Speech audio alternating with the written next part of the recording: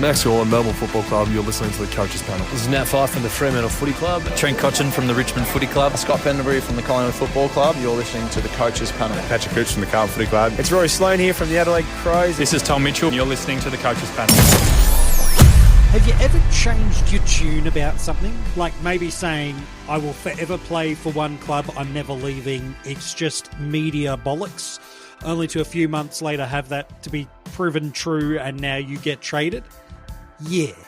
For Tom Barrass, that's how 2024 went down. He wasn't leaving. He was contracted. Yeah, he did. He's now playing for the Hawthorn Football Club, another new member of Hockball. But what does it mean from a fantasy football perspective? How big of a loss is this for West Coast and for the Hawks, who already made a pretty deep finals run? Is this just that missing piece of the puzzle for them that's going to get them through the next hurdle and potentially have them competing for a premiership in 2025? We're talking about Tom Barrass on today's trade review, where we look back at every player that's moved clubs this period of time, tell you what it means for the club they've left, the club they've landed at, and tell you what it means for fantasy footy heading into 2025. If you're loving this series and you haven't subscribed to the YouTube channel or followed us and liked us in that channel, make sure you do so, as well as wherever you get your audio podcasts. Just search for the Coaches Panel. You can find us. We're there. Give us a 5-star rating as well as follow the channel. So Tom's an interesting guy. I think he's such an important and underrated player. If you don't live in Western Australia or follow the Eagles, I think sometimes you can just forget how important a player can be structurally. And that's not a East of Australia bias. I think it's largely when a team plays for a club that's out of your state that you find yourself based out of, you just don't either watch or care or follow them anywhere near as deeply. Even if you're a super coach or an AFL fantasy fan, even if you watch deeply, you still just don't understand someone's structural importance. And for the better part of a decade, Tom's been a super important structural player.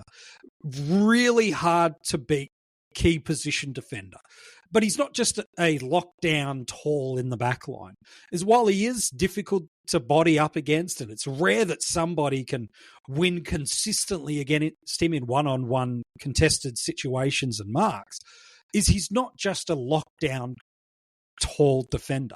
He's got the peel-off abilities, he intercepts well, he reads the ball really well in the air, and had it not been for a Jeremy McGovern who built his career off intercepting and peeling off and taking these nice marks, I think the AFL community more broadly would look at Tom Barrass in an even higher light because he's got that skill set about him too. It's just not always been required out of him. So Tom's a really capable player and a very, very strong asset. And I think him landing at Hawthorn, let's talk about them, this structures them up beautifully. There are a couple of missing pieces for them in their team during this finals run that has just gone. And one of them was they felt a little bit thin and skinny in the tall defensive spaces.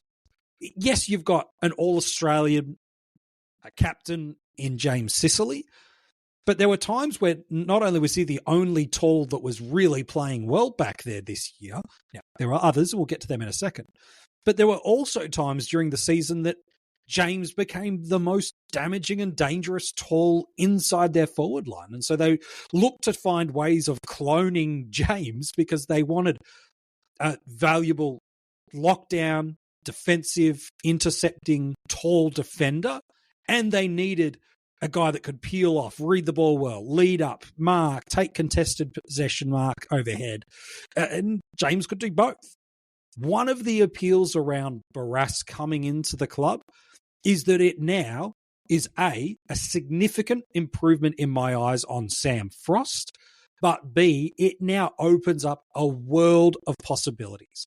They've already got Battle, who's come in, who again is probably a little bit more of that third tall defender, although he could flip forward. Unlikely, but it could be on the Sam Mitchell cards. I thought Blake Hardwick's year was underrated, but again, he had times where he was flipped forward. And let's not discount Scrimshaw. He was excellent throughout the year after a little bit of a patchy start. He got strong and good. And so the arrival of Barras into this backline, to me, just brings a little bit more balance.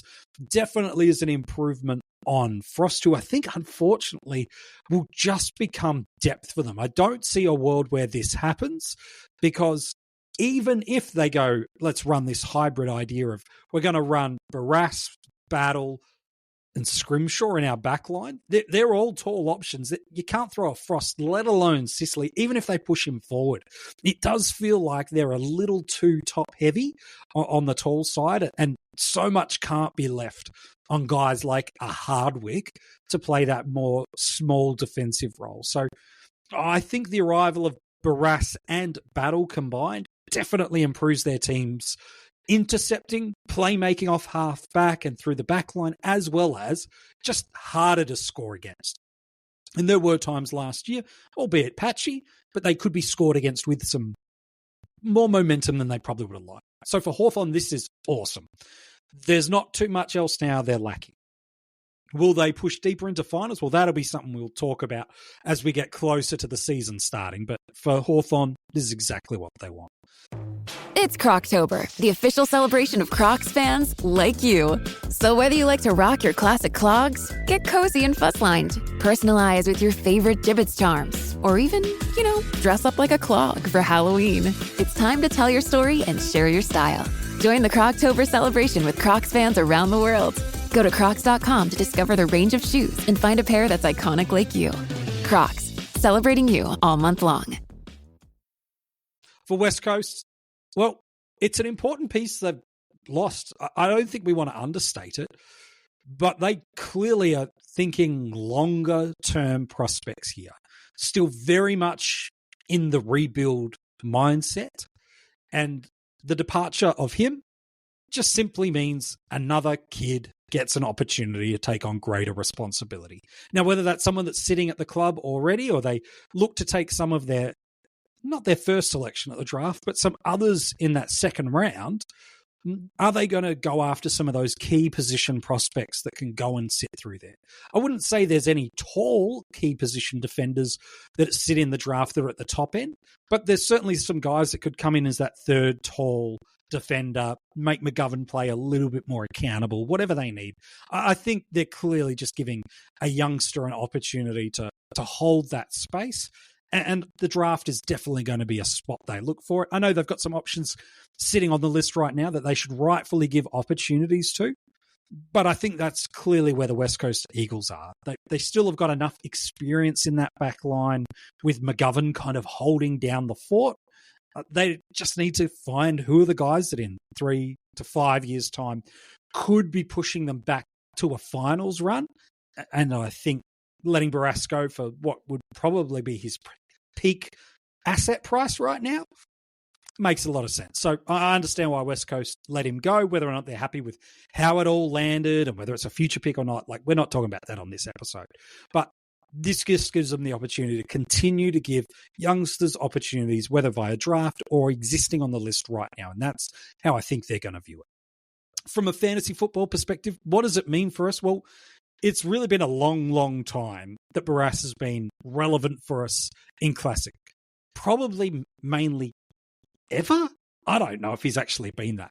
But it's certainly more Supercoach than AFL Fantasy is where the value is. Like a high 50s average in fantasy this year is pretty normative for him. There's some okay scores if you're streaming him in draft, but in Classic, you're just going nowhere near it in not just fantasy, even in Supercoach. Like, we're talking about a guy that his best is sort of that 80s average range, and he's not going to improve in a team that has just as many capable ball users, already has a really nice structure and system, already got the rebounding elements that they want around it, and potentially he might not even have to do any intercepting as one of his top 3 skill sets, because you've got the likes of Battle, Sicily, Scrimshaw, who offer elements of that too. So I think what's more likely is Supercoach scoring regression, despite him being in a better team, rather than a maintain or an increase. So to me, draft in Supercoach only would you be looking at him, and it's probably very, very late on draft day and probably more in the player pool pickup. depending on the size of your league, the size of your draft. But Classic, don't even think about it. There's just no relevance for you there across the formats. But do you agree or disagree with my take on Tom Barrass joining in Hawthorn and what it means in a fantasy landscape? You can comment below if you're watching this on YouTube and let me know. And if you're listening to this as an audio podcast, you can let us know via social media. All the details of where you can reach out and find us are in the details of the description of this episode. You can go check it out. We'd love to hear your thoughts about Tom Barrass and the fantasy implications. If you're loving this series that we've done, and hopefully you have, the good news is you can support the Coaches Panel by joining our Patreon for just a few dollars a month. You can not only support the Coaches Panel, but gain access to a bunch of exclusive content right now. Every single week, we are giving a brand new episode across October and November to our Patreons, where we look through our top 50 keeper ranks, break these players down into 8 tiers. We'd love for you to go and check that out because we're just starting to turn the corner now into focus of the 2025 preseason. Also in the details of this episode's description, it's got the links where you can get your hands on some new Coaches Panel merch. T-shirts, hats, beanies, hoodies, plenty of stuff you can get your hands on. You'll look good, you'll support the Coaches Panel, and you'll rep your fantasy footy wherever you go. Hey, thanks so much again for tuning into this episode. We hope you've enjoyed this and the series. If you haven't caught up with every player that moved clubs yet, go back wherever you're consuming this episode. You can go back and check all the other player movements so far. Hey, thanks so much for tuning in. We can't wait to be back with you again real soon, looking at another player, another team, and another impact that could come for your fantasy footy season in 2025.